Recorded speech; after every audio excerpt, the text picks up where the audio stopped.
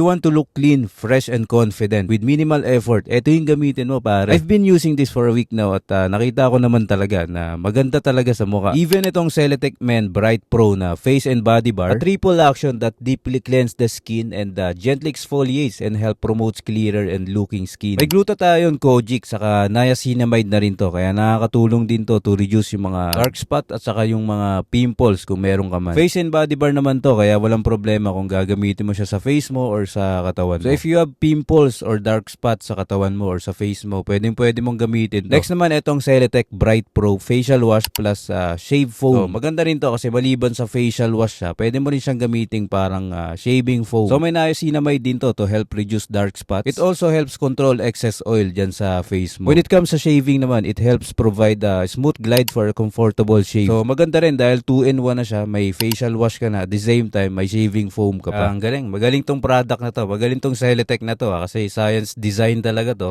These are all design talaga for men. So solid talaga, diba? Kaya naman if you want to try this out, syempre yung link na ito andyan lang sa baba.